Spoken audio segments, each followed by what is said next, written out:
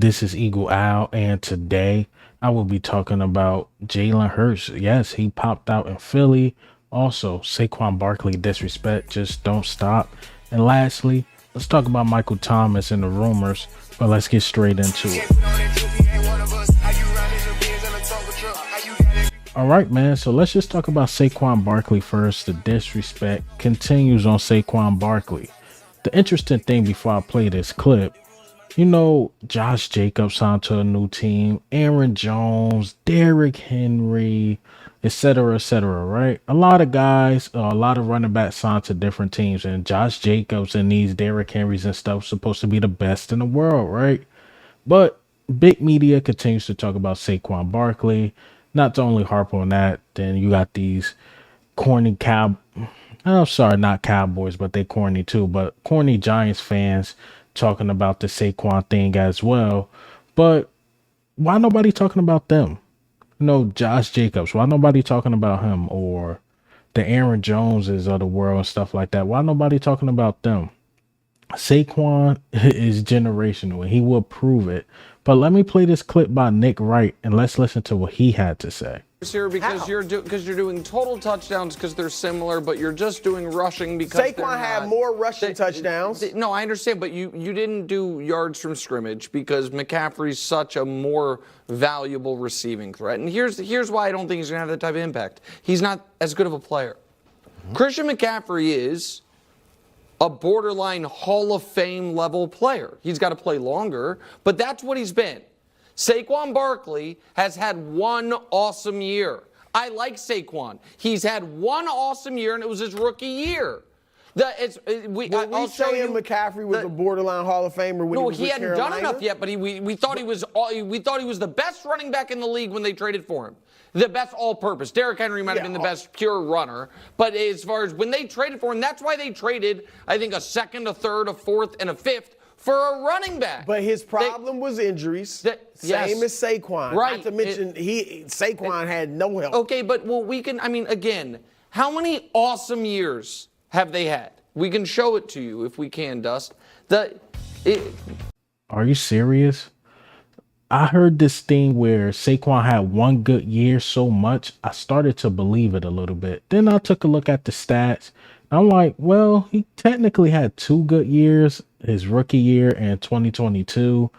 You can say his sophomore year was good, but it wasn't like a great year. But his rookie year and 2022 year was really good. It was really good. And I can make the case when everybody bring up the Christian McCaffrey thing, I could make the case that, well, if you take away what Christian McCaffrey did in San Francisco, he had one good year too. What you mean? And I think this is one of those things. I gotta say, Saquon Barkley, welcome to Philadelphia. Welcome to Philadelphia. You're gonna get hated by the big media. Your own media might even bash you. And this is what comes with the territory, unfortunately. And I don't like this for Saquon. I really don't. Giants doing the hard knocks. Some of our media is trash. Then you got the big media. And again, all these big hitters went to other teams, but the media can't stop focusing on Saquon Barkley. Or maybe it's just me, because I won't say I'm a homer, but I'm close to it. I'd probably just see a lot of Eagle stuff on my feed, and I'm not seeing the other stuff. But again, I'm not hearing nobody talk about Derrick Henry like this, or Josh Jacobs, or again, Aaron Jones, or any of these other dudes. But you got to keep mentioning Saquon Barkley because it's going to get the clicks, it's going to get the views. And not only that, he left New York Giants to go to the Philadelphia Eagles, division rival. Then you got Hard Knocks back in it. So he's getting a lot of media attention. I think he's going to blow a lot of people's expectations as far as the big media, because our expectations, or at least mine, I don't know why people saying like 1,800, like some wild numbers. But if he give us a good 1,200 yards, a good 1,200, I'll be cool with that. Or a little over 1,000, I'll be cool with that. I think Saquon is going to add some things to the team. Because one of the things we had a problem with, I could say last year, we couldn't really seal the deal because of the running backs. It was some games that come to mind I think of where we couldn't seal the deal. Like the Seahawks game, we didn't have the running backs that can really seal the deal in the Seahawks game. Or when you think about the Arizona Cardinals game, remember we kept trying to do screens and stuff like that to run out the clock because Kenneth Gainwell and DeAndre Swift couldn't get it done. So there were games we could have won if we utilized. Was it Kenneth Gainwell or DeAndre Swift fault? I don't know if we utilized the run, but there were some games where I'm like, yo, we could really ice this out, but we don't have the running backs to do it. Kenneth Gainwell's not going to do that. DeAndre Swift, he wasn't going to do that. So I think Saquon can ice some of these close games out, and we could really utilize him.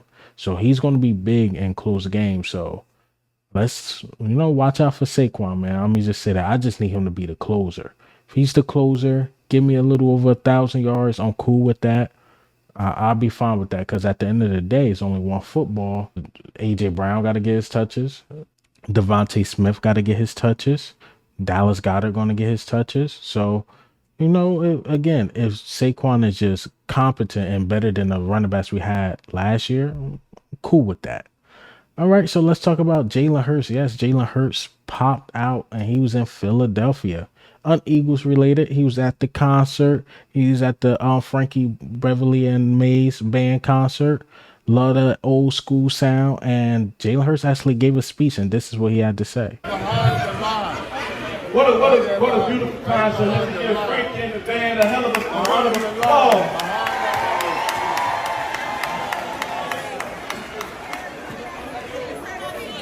Now, I may have a lot of people in this crowd that say, well, why is Jalen doing that?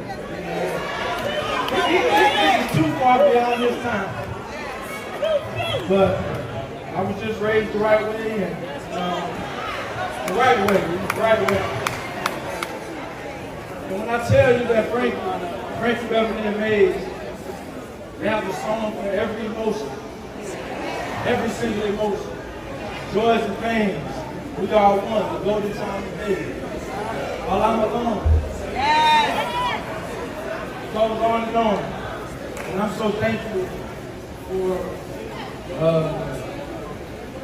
the person that you've been for me, through your music, what you've done to me. Man is an old soul, man. He got an old soul. And I feel him. Because I used to listen to that type of music, like the old school music. Like, yo, we about to go clean up. When that old school music, and what your moms or your pops, it's a Sunday. It's going to be football in the afternoon and cleaning up in the morning. But that old school is going to be playing in the background. So I feel Jalen Hurts, man. I listen to a lot of older music too. To this day, it's really hard for me to get into the new music from time to time, especially the older I'm getting. I like the older music. Maybe it gave me a feel, when Eagle Al used to live with his mom. Even though some of you guys still think I'm in my mom's basement, but it just give me that feel. I like the old school music, and I like being around that crowd. I'm a laid back dude, so I like that vibe too. So I'm more with Jalen Hurts, man. I'm an old soul. Mama raised me right. You know what I mean? I relate to Jalen Hurts with that. Michael Thomas. Michael Thomas is basically not rumor, but it's more of a suggestion that the Eagles should go out and get Michael Thomas. And I agree with the suggestion. When Parker left, at first I looked at it when Devontae Parker left, like, oh, he probably wasn't going to make the team. Then I started looking like, hold on, wait. We got a lot of slot receivers, but we don't really have a lot of outside receivers. So Devontae Smith and AJ Brown, okay. Who else your outside receiver? You got Johnny Wilson, who's going to be in a development stage. You got Joseph Nagata going into year 2. He got some development to do. I like Austin Watkins, but do we really rely on him to be that guy? I don't know. He showed flashes in preseason, but we'll see. You got him, and that's really it. Paris Campbell, slot receiver. Anaya Smith, slot receiver. Even if you want to go Britton Covey, slot receiver. John Ross, slot receiver. So we don't really have any outside guys. You can put John Ross on the outside, but I think he'll make most of his bones as that third wide receiver. But we don't really have nobody else. They might slot him to the outside receiver as a backup, but we don't really have any backups or somebody that can play close to like an AJ Brown or a Devontae Smith. But Michael Thomas out there, at one point he was considered like a top 5 receiver. Injuries plagued him. I think he'll be humbled coming to the Philadelphia Eagles, knowing the situation he's in, and have him play that backup role. Even if he don't make the team per se, I don't see anybody else going to pick him up. You could have him like on a practice squad just in case, but I wouldn't mind bringing him in just to see what he got. You brought in John Ross, see what he got, and now John Ross is in the consideration of making the team. Why not Michael Thomas just to see what he got? But hey, man, what do you think and how do you feel about the news today? Saquon Barkley taking a lot of heat. How do we feel about that? Jalen Hurts vibing out in Philly, listening to the old school, football related, but I always got to talk about my guy Jalen Hurts when he pop out. And again, Michael Thomas, man. Should the Eagles give him a look? But this is Eagle Owl, man. I'm